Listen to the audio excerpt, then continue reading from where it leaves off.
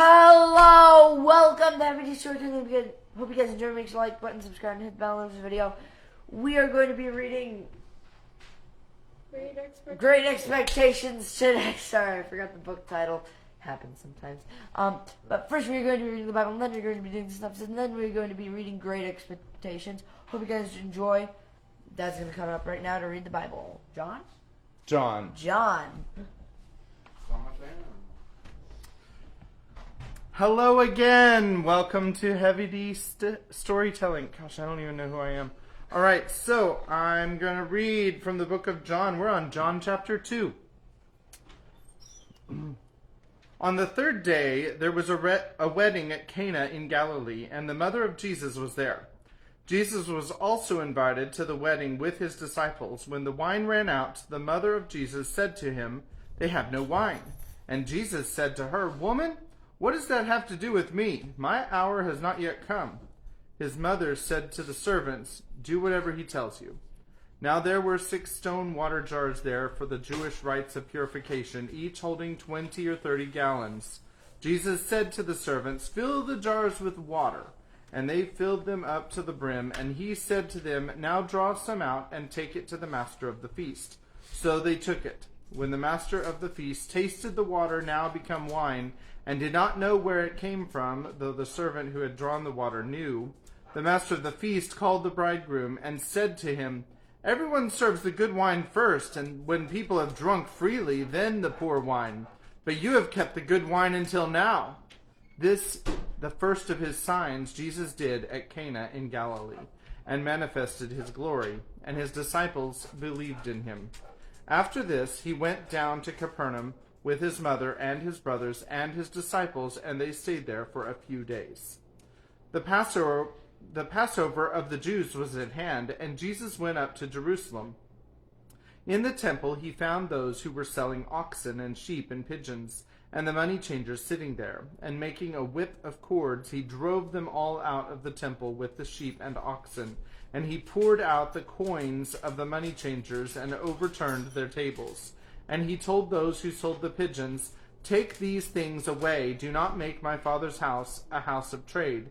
His disciples remembered that it was written, "Zeal for your house will consume me." So the Jews said to him, "What sign do you show us for doing these things?" Jesus answered them, "Destroy this temple, and in 3 days I will raise it up." The Jews then said, "It has taken 46 years to build this temple, and will you raise it up in 3 days?" But he was speaking about the temple of his body. When therefore he was raised from the dead, his disciples remembered that he had said this, and they believed the scripture and the word that Jesus had spoken. Now when he was in Jerusalem at the Passover feast, many believed in his name when they saw the signs that he was doing. But Jesus, on his part, did not entrust himself to them, because he knew all people and needed no one to bear witness about man, for he himself knew what was in man. And that is the end of chapter 2. I found it interesting because this isn't the cleaning the temple the way that we normally hear it. We usually hear it from the other Gospels when he says, "My Father's house has been made a house of prayer, but you've made it a den of thieves," which is in at least one of the other Gospels, if not 2 or 3 of them. It's in at least Matthew.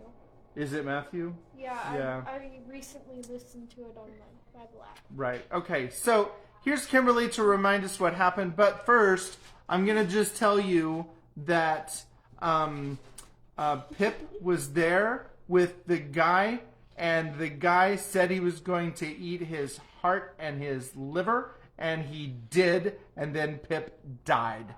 Here's Kimberly to say what really happened. First thing, I actually want to say something that I noticed. So fast forward a few chapters in Matthew, when they're accusing Jesus about like everything he's done wrong in preparation to crucify him, like just to get enough charges to crucify him.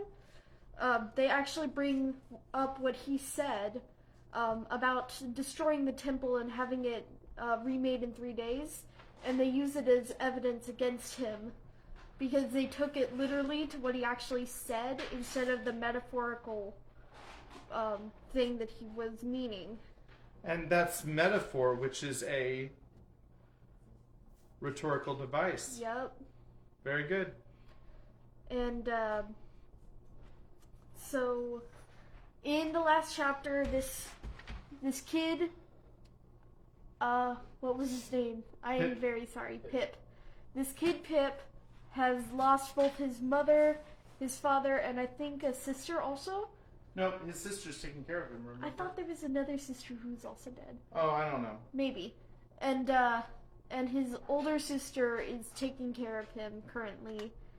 And he's out in the graveyard, and he's coming up with ideas of what his parents would look like, basing them off of the tombstones. Apparently his dad was, like, very blocky or something.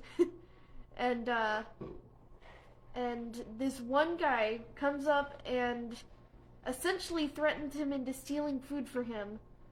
And apparently Pip likes questioning his older sister about a lot of things. For example, I forget, something about escaped convicts even. And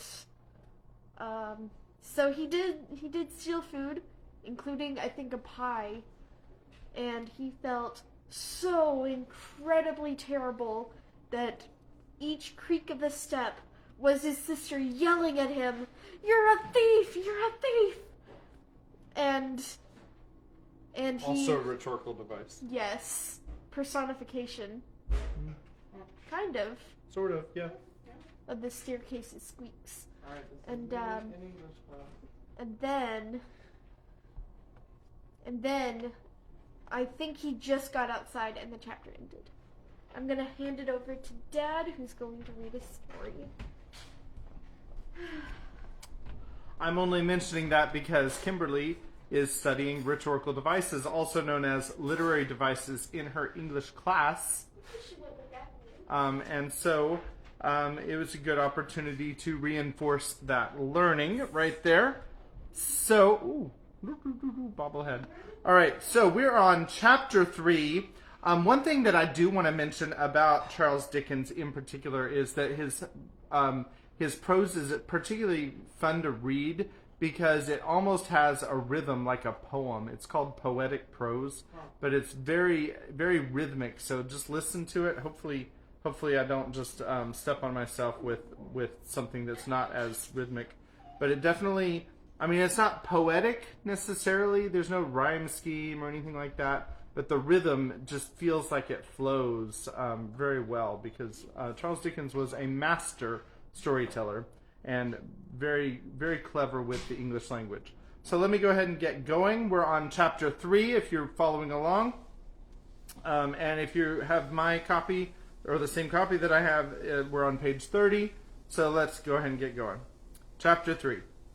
It was a rimy morning and very damp. I had seen the damp lying on the outside of my little window as if some goblin had been crying there all night, and using the window for a pocket handkerchief. Now I saw the damp lying on the bare hedges and spare grass, like a coarser sort of spiderwebs, hanging itself from twig to twig and blade to blade. On every rail and gate wet lay clammy, and the marsh mist was so thick that the wooden finger on the post directing people to our village, a direction which they never accepted, for they never came there, was invisible to me until I was quite close under it. Then, as I looked up at it, while it dripped, it seemed to my oppressed conscience like a phantom devoting me to the hulks.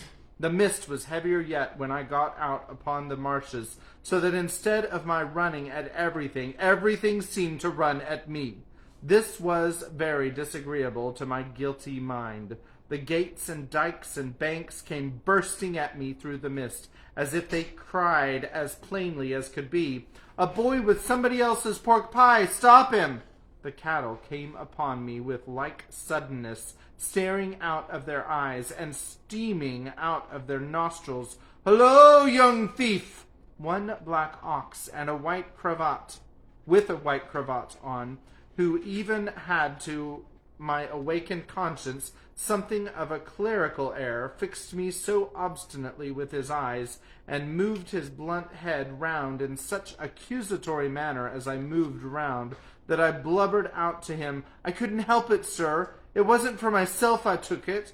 Upon which he put down his head, blew a cloud of smoke out of his nose, and vanished with a kick-up of his hind legs and a flourish of his tail. All this time I was getting on toward the river, but however fast I went, I couldn't warm my feet, to which the damp cold seemed riveted, as the iron was riveted to the leg of the man I was running to meet. I knew my way to the Battery pretty straight, for I had been down there on Sunday with Joe, and Joe, sitting on an old gun, had told me that when I was prentice to him, regularly bound, we would have such larks there. However, in the confusion of the mist, I found myself at last too far to the right, and consequently had to try back alongside the river. It says along the riverside, sorry. On the bank of loose stones above the mud and stakes that stake the tide out. Making my way along here with all dispatch, I had just crossed a ditch which I knew to be very near the Battery, and had just scrambled up the mound beyond the ditch, when I saw the man sitting before me. His back was toward me, and he had his arms folded and was nodding forward, heavy with sleep. I thought he would be more glad if I came upon him with his breakfast in that unexpected manner, so I went forward softly and touched him on the shoulder. He instantly jumped up, and it was not the same man, but another man, and yet this man was dressed in coarse grey, too, and had a great iron on his leg, and was lame and hoarse and cold, and was everything that the other man was, except that he had not the same face, and had a flat, broad-brimmed, low-crowned felt hat on. All this I saw in a moment, for I had only a moment to see it in. He swore an oath at me, made a hit at me. It was a round, weak blow that missed me and almost knocked himself down, for it made him stumble, and then he ran into the mist, stumbling twice as he went, and I lost him. "It's the young man," I thought, feeling my heart shoot as I identified him. I dare say I should have felt a pain in my liver, too, if I had known where it was. I was soon at the Battery after that, and there was the right man, hugging himself and limping to and fro, as if he had never all night left off hugging and limping, waiting for me. He was awfully cold, to be sure. I half expected to see him drop down before my face and die of deadly cold. His eyes looked so awfully hungry, too, that when I handed him the file and he laid it down on the grass, it occurred to me he would have tried to eat it if he had not seen my bundle. He did not turn me upside down this time to get at what I had, but left me right side upward while I opened the bundle and emptied my pockets. "What's in the bottle, boy?" said he. "Brandy," said I. He was already handing mincemeat down his throat in the most curious manner, more like a man who was putting it away somewhere in a violent hurry than a man who was eating it. But he left off to take some of the liquor. He shivered all the while so violently that it was quite as much as he could do to keep the neck of the bottle between his teeth without biting it off. "I think you have got the ague," said I. "It's much of your opinion, boy," said he. "It's bad about here," I told him. "You've been lying out on the meshes, and they're dreadfully aguish. Rheumatic, too. I'll eat my breakfast afore they're the death of me, said he. "I'd do that if I was going to be strung up to that there gallows as there is over there directly afterward. I'll beat the shivers so far, I bet you." He was gobbling mincemeat, meat bone, bread, cheese, pork pie, all at once, staring distrustfully while he did so at the mist all round us, and often stopping his jaws to listen. Some real or fancied sound, some clink upon the river or breathing of beast upon the marsh, now gave him a start, and he said suddenly, "You're not a deceiving imp? You brought no one with you?" "No, sir, no." "Nor give no one the office to follow you?" "No." "Well," said he, "I believe you. You'd be but a fierce young hound indeed, if at your time of life you could help to hunt a wretched varmint, hunted as near death and dunghill as this poor wretched varmint is. Something clicked in his throat as if he had the works in him like a clock, and he was going to strike, and he smeared his ragged rough sleeve over his eyes. Pitying his desolation, and watching him as he gradually settled down upon the pie, I made bold to say, "I am glad you enjoy it." "Did you speak? I said I was glad you enjoyed it." "Thank you, my boy, I do." I had often watched a large dog of ours eating his food, and I now noticed a decided similarity between the dog's way of eating and the man's. The man took strong, sharp, sudden bites just like the dog. He swallowed, or rather snapped up, every mouthful, too soon and too fast, and he looked sideways here and there while he ate, as if he thought there was a danger in every direction of somebody's coming to take the pie away. He was altogether too unsettled in his mind over it to appreciate it comfortably, I thought, or to have anybody to dine with him without making a chop with his jaws at the visitor. In all of which particulars he was very like the dog. "I'm afraid you won't leave any of it for him," said I timidly, after the silence which I had hesitated as to the politeness of making the remark. "There's no more to be got where that came from." It was the certainty of this fact that impelled me to offer the hint. "Leave any for him? Who's him?" said my friend, stopping in his crunching of pie crust. "The young man that you spoke of, that was hid with you." "Oh, ah," he returned with something like a gruff laugh. "Him, yes, he don't want no wittles." "I thought he looked as if he did," said I. The man stopped eating and regarded me with the keenest scrutiny and the greatest surprise. "Looked? When?" "Just now." "Where?" "Yonder," said I, pointing. "Over there where I found him nodding asleep, and thought it was you." He held me by the collar and stared at me so that I began to think his first idea about cutting my throat had revived. "Dressed like you know, only with a hat," I explained, trembling. And I was very anxious to put this delicately. "And with the same reason for wanting to borrow a file. Didn't you hear the cannon last night?" "Then there was firing," he said to himself. "I wonder you shouldn't have been sure of that," I returned, "for we heard it up at home, and that's farther away, and we were shut in besides." "Why, see now," said he, "when a man's alone on these flats with a light head and a light stomach, perishing of cold and want, he hears nothing at night but guns firing and voices calling. Hears? He sees the soldiers with the red coats lighted up by the torches carried afore, closing in round him, hears his number called, hears himself challenged, hears the rattle of the musket, hears the orders, 'Make ready, present, cover him steady, men,' and is laid hands on, and there's nothing. Why, if I see one pursuing party last night, coming up in order, darn it, with the tramp, I see 100. And as to firing, why, I see the mist shake with the cannon arter it was broad day. But this man," he had said all the rest as if he had forgotten my being there. "Did you notice anything in him?" "He had a badly bruised face," said I, recalling what I hardly knew I knew. "Not here?" exclaimed the man, striking his left cheek mercilessly with the flat of his hand. "Yes, there." "Where is he?" He crammed what little food was left into the breast of his gray jacket. "Show me the way he went. I'll pull him down like a bloodhound. Curse this iron on my sore leg. Give us hold of the file, boy." I indicated in what direction the mist had shrouded the other man, and he looked up at it for an instant. But then he was down on the rank wet grass, filing at his iron like a madman, and not minding me, or minding his own leg, which had an old chafe upon it, and was bloody, but which he handled as roughly as if it had no more feeling in it than a file. I was very much afraid of him again, now that he had worked himself into a fierce hurry, and I was likewise very much afraid of keeping away from home any longer. I told him I must go, but he took no notice, so I thought the best thing I could do was to slip off.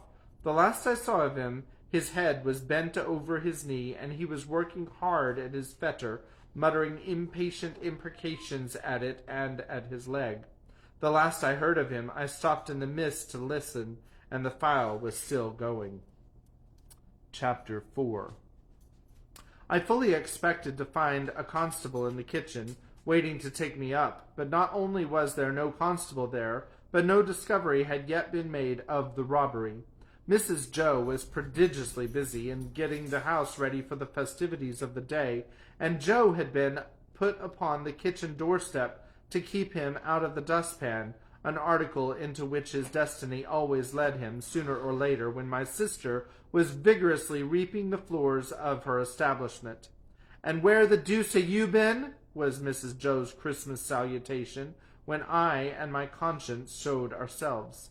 I said I had been down to hear the carols. "Ah, well," observed Mrs. Joe, "you might have done worse. Not a doubt of what I thought. Not a doubt of that, I thought.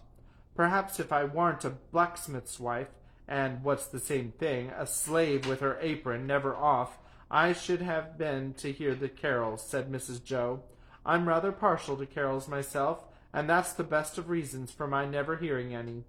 Joe, who had ventured into the kitchen after me, as the dustpan had retired before us, drew the back of his hand across his nose with a conciliatory air, when Mrs. Joe darted a look at him, and, when her eyes were withdrawn, secretly crossed her two forefingers and exhibited them to me, as our token that Mrs. Joe was in a cross temper. This was so much our normal state that Joe and I would often for weeks together be, as to our fingers, like monumental crusaders as to their legs. We were to have a superb dinner, consisting of a leg of pickled pork and greens, and a pair of roast stuffed fowls. A handsome mince pie had been made yesterday morning, which accounted for the mincemeat not being missed, and the pudding was already on the boil. These extensive arrangements occasioned us to be cut off unceremoniously in respect of breakfast. "For I ain't," said Mrs. Joe, "I ain't a-goin' to have no formal cramming and busting and washing up now with what I've got before me, I promise you." So we had our slices served out as if we were 2,000 troops on a forced march instead of a man and a boy at home, and we took gulps of milk and water with apologetic countenances from a jug on the dresser.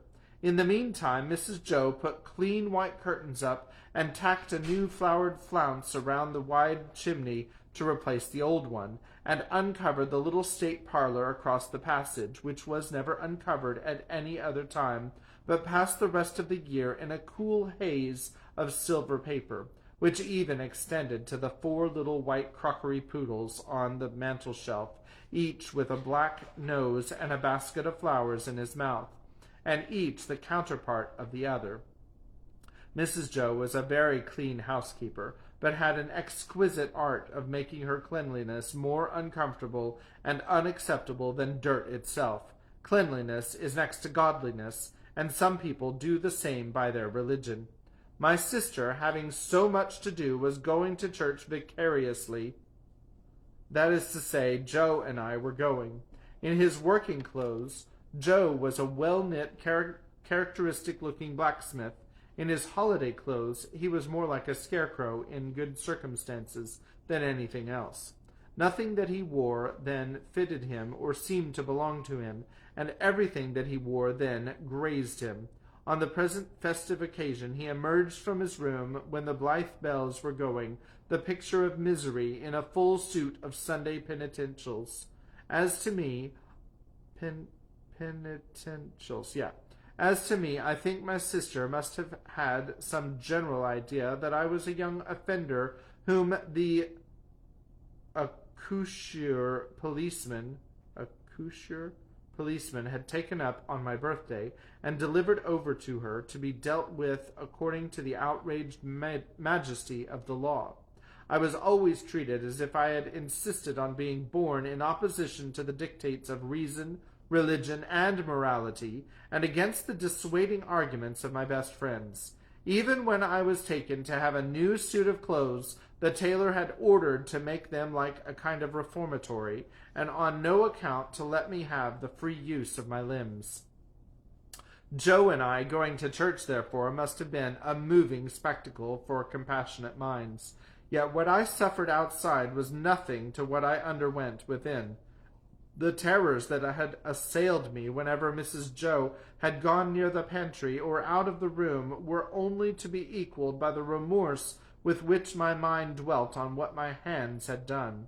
Under the weight of my wicked secret, I pondered whether the church would be powerful enough to shield me from the vengeance of the terrible young man if I divulged to that establishment. I conceived the idea that the time when the banns were read, and when the clergyman said, "Ye are now to declare it," would be the time for me to rise and propose a private conference in the vestry. I am far from being sure that I might not have astonished our small congregation by resorting to this extreme measure, but for its being Christmas Day and no Sunday. Mr. Wopsle, the clerk at church, was to dine with us, and Mr. Hubble, the wheelwright, and Mrs. Hubble, and Uncle Pumblechook, Joe's uncle, but Mrs. Joe appropriated him, who was a well-to-do corn chancellor in the nearest town, and drove his own chaise cart. The dinner hour was 1:30. When Joe and I got home, we found the table laid, and Mrs. Joe dressed, and the dinner dressing, and the front door unlocked. It never was at any other time for the company to enter by, and everything most splendid. And still not a word of the robbery. The time came without bringing with it any relief to my feelings, and the company came, Mr. Wopsle, united to a Roman nose, and a large shining bald forehead, and a deep voice which he was uncommonly proud of. Indeed, it was understood among his acquaintance that if you could only give him his head, he would read the clergyman into fits. He himself confessed that if the church was thrown open, meaning to competition, he would not despair of making his mark in it. The church was not being thrown open. He was, as I have said, our clerk. But he punished the amens tremendously, and when he gave out the psalm, always giving the whole verse, he looked all round the congregation first, as much as to say, You have heard my friend overhead. Oblige me with your opinion of this style. I opened the door to the company, making believe that it was a habit of ours to open that door, and I opened it first to Mr. Wopsle, next to Mr. and Mrs. Hubble, and last of all to Uncle Pumblechook. In B, I was not allowed to call him uncle under the severest penalties. Mrs. Joe, said Uncle Pumblechook, a large, hard-breathing, middle-aged, slow man with a mouth like a fish, dull, staring eyes, and sandy hair, standing upright on his head, so that he looked as if he had just been all but choked, and had that moment come to. I have brought you the compliments of the season. I have brought you, mum, a bottle of sherry wine, and I have brought you, mum, a bottle of port wine.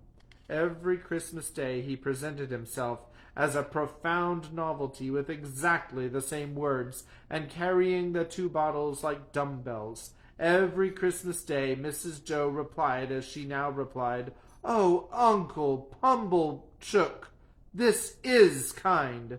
Every Christmas Day he retorted as he now retorted, "It's no more than your merits. And now you are all bobbish, and how's 6 pennorth of halfpence?" meaning me. We dined on these occasions in the kitchen, and adjourned for the nuts and oranges and apples to the parlor, which was a change very like Joe's change from the working clothes to his Sunday dress. My sister was uncommonly lively on the present occasion, and indeed was generally more gracious in the society of Mrs. Hubble than in other company. I remember Mrs. Hubble as a little curly, sharp-edged person in sky blue, who held a conventionally juvenile position because she had married Mr. Hubble. I don't know at what remote period, when she was much younger than he. I remember Mr. Hubble as a tough, high-shouldered, stooping old man of a sawdusty fragrance, with his legs extraordinarily wide apart, so that in my short days I always saw some miles of open country between them when I met him coming up the lane.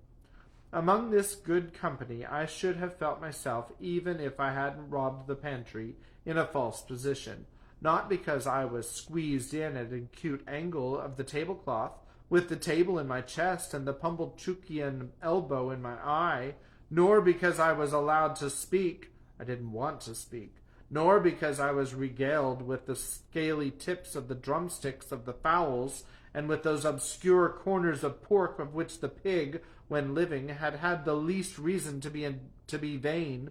No, I should not have minded that, if they would only have left me alone. But they wouldn't leave me alone. They seemed to think the opportunity lost if they failed to point the conversation at me every now and then, and stick the point into me. I might have been an unfortunate little bull in a Spanish arena. I got so smartingly touched up by these moral goads. It began the moment we sat down to dinner. Mr. Wopsle and Grace, with theatrical declamation, so it now appears to me, something like a religious cross in the ghost of the Hamlet with Richard III, the ghost in Hamlet with Richard III, and ended with the very proper aspiration that we might be truly grateful, upon which my sister fixed me with her eye and said in a low, reproachful voice, "Do you hear that? Be grateful." "Especially," said Mr. Pumblechook, "be grateful, boy, to them which brought you up by hand." Mrs. Hubble shook her head, and contemplating me with a mournful presentiment that I should come to no good, asked, "Why is it that the young are never grateful?" This moral mystery seemed too much for the company, until Mr. Hubble tersely solved it by saying, "Naturally vicious." Naturally vicious. Everybody then murmured "True," and looked at me in a particularly unpleasant and personal manner. Joe's station and influence were something feebler, if possible, when there was company than when there was none. But he always aided and comforted me when he could, in some way of his own, and he always did so at dinner-time by giving me gravy, if there were any. There being plenty of gravy today, Joe spooned into my plate at this point about half a pint. A little later on in the dinner, Mr. Wopsle reviewed the sermon with some severity, and intimated, in the usual hypothetical case of the church being thrown open, what kind of sermon he would have given them. After favoring them with some heads of that discourse, he remarked that he considered the subject of the day's homily ill chosen, which was the less excusable, he added, when there were so many subjects going about. "True again," said Uncle Pumblechook. "You've hit it, sir. Plenty of subjects going about, for them that know how to put salt upon their tails. That's what's wanted. A man needn't go far to find a subject if he's ready with his salt-box." Mr. Pumblechook added, after a short interval of reflection, "Look at pork alone. There's a subject. If you want a subject, look at pork." "True, sir. Many a moral for the young," returned Mr. Wopsle, and I knew he was going to lug me in before he said it. "Might be deduced from that text." "You listen to this," said my sister to me in a severe parenthesis. Joe gave me some more gravy. "Swine," pursued Mr. Wopsle in his deepest voice, and pointing his fork at my blushes as if he were mentioning my Christian name, "swine were the companions of the prodigal. The gluttony of swine is put before us as an example to the young." I thought this pretty well in him who had been praising up the pork for being so plump and juicy. What is detestable in a pig is more detestable in a boy. "Or girl," suggested Mr. Hubble. "Of course, or girl, Mr. Hubble," assented Mr. Wopsle, rather irritably. "But there is no girl present. Besides," said Mr. Pumblechook, turning sharp on me, "think what you've got to be grateful for. If you'd been born a squeaker—" "He was, if ever a child was," said my sister most emphatically. Joe gave me some more gravy. "Well, but I mean a four-footed squeaker," said Mr. Pumblechook. "If you'd been born such, would you have been here now?" "Not you, unless in that form," said Mr. Wopsle, nodding toward the dish. "But I don't mean in that form, sir," returned Mr. Pumblechook. who had an objection of being interrupted. I mean enjoying himself with his elders and betters, and improving himself with their conversation and rolling in the lap of luxury. Would he have been doing that? No, he wouldn't. And what would have been your destination? Turning on me again. You would have been disposed of for so many shillings according to the market price of the article, and Dunstable, the butcher, would have come up to you as you lay in your straw, and he would have whipped you under his left arm, and with his right he would have tucked up his frock to get a penknife from his waistcoat pocket, and he would have shed your blood and had your life. No bringing up by hand then, not a bit of it. Joe offered me more gravy, which I was afraid to take. He was a world of trouble to you, ma'am, said Mrs. Hubble, commiserating my sister. Trouble, echoed my sister. Trouble! And then entered on a fearful catalogue of all the illnesses I had been guilty of, and all the acts of sleeplessness I had committed, and all the high places I had tumbled from, and all the low places I had tumbled into, and all the injuries I had done myself, and all the times she had wished me in my grave, and I had contumaciously refused to go there. I think the Romans must have aggravated one another very much with their noses. Perhaps they became the restless people they were in consequence. Anyhow, Mr. Wopsle's Roman nose so aggravated me during the recital of my misdemeanors that I should have liked to pull it until he howled.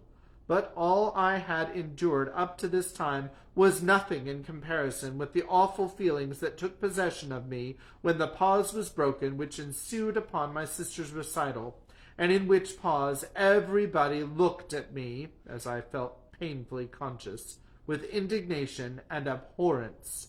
Yet, said Mr. Pumblechook, leading the company gently back to the theme from which they had strayed, pork, regarded as biled, is rich too, ain't it? Have a little brandy, uncle, said my sister. Oh, heavens, it had come at last. He would find it weak. He would say it was weak, and I was lost. I held tight to the leg of the table under the cloth with both hands and awaited my fate. My sister went for the stone bottle, came back with the stone bottle, and poured the brandy out, no one else taking any. The wretched man trifled with his glass, took it up, looked at it through the light, put it down, prolonged my misery. All this time Mrs. Joe and Joe were briskly clearing the table for the pie and pudding. I couldn't keep my eyes off him. Always holding tight by the leg of the table with my hands and feet, I saw the miserable creature finger his glass playfully, take it up, smile, throw his head back, and drink the brandy off. Instantly afterward, the company were seized with unspeakable consternation, owing to his springing to his feet, turning round several times in an appalling spasmodic whooping cough dance, and rushing out at the door. He then became visible through the window, violently plunging and expectorating, making the most hideous faces, and apparently out of his mind. I held on tight while Mrs. Joe and Joe ran to him. I didn't know how I had done it, but I had no doubt I had murdered him somehow. In my dreadful situation, it was a relief when he was brought back, and surveying the company all round as if they had disagreed with him, sank down into his chair with the one significant gasp, "Tar!" I had filled up the bottle from the tar water jug. I knew he would be worse by and by. I moved the table like a medium of the present day by the vigor of my unseen hold upon it. "Tar!" cried my sister in amazement. "Why, how ever could tar come there?" But Uncle Pumblechook, who was omnipotent in the kitchen, wouldn't hear the word, wouldn't hear the subject, imperiously waved it away with his hand, and asked for hot gin and water. My sister, who had begun to be alarmingly meditative, had to employ herself actively in getting the gin, the hot water, the sugar, and the lemon peel, and mixing them. For the time being, at least, I was saved. I still held on to the leg of the table, but clutched it now with the fervor of gratitude. By degrees I became calm enough to release my grasp and partake of pudding. Mr. Pumblechook partook of pudding. All partook of pudding. The course terminated, and Mr. Pumblechook had begun to beam under the genial influence of gin and water. I began to think I should get over the day, when my sister said to Joe, "Clean plates, cold?" I clutched the leg of the table again immediately and pressed it to my bosom as if it had been the companion of my youth and friend of my soul. I foresaw what was coming, and I felt that this time I really was gone. "You must taste," said my sister, addressing the guests with her best grace. "You must taste to finish with such a delightful and delicious present of Uncle Pumblechook's." "Must they? Let them not hope to taste it." "You must know," said my sister, rising. "It's a pie, a savory pork pie." The company murmured their compliments. Uncle Pumblechook, sensible of having deserved well of his fellow creatures, said, quite vivaciously, all things considered, "Well, Mrs. Joe, we'll do our best endeavors. Let us have a cut at this same pie." My sister went out to get it. I heard her steps proceed to the pantry. I saw Mr. Pumblechook balance his knife. I saw reawakening appetite in the Roman nostrils of Mr. Wopsle. I heard Mr. Hubble remark that a bit of savory pork pie would lay atop of anything you could mention and do no harm. And I heard Joe say, "You shall have some, Pip." I have never been absolutely certain whether I uttered a shrill yell of terror merely in spirit or in the bodily hearing of the company. I felt that I could bear no more, and that I must run away. I released the leg of the table and ran for my life. But I ran no farther than the house door, for there I ran head foremost into the party of soldiers with their muskets, one of whom held out a pair of handcuffs to me, saying, "Here you are, look sharp, come on." And that is the end of chapter 4. And we'll read chapter 5 next time. I hope you're enjoying the reading of Charles Dickens' Great Expectations. And we will pick up where we left off, find out what happens to Pip after the soldiers identify him at the door. And I don't know. It's been a long time since I've read this, so I hope that you come back with us. We'll see you next time. Thanks. Have a good night. Bye.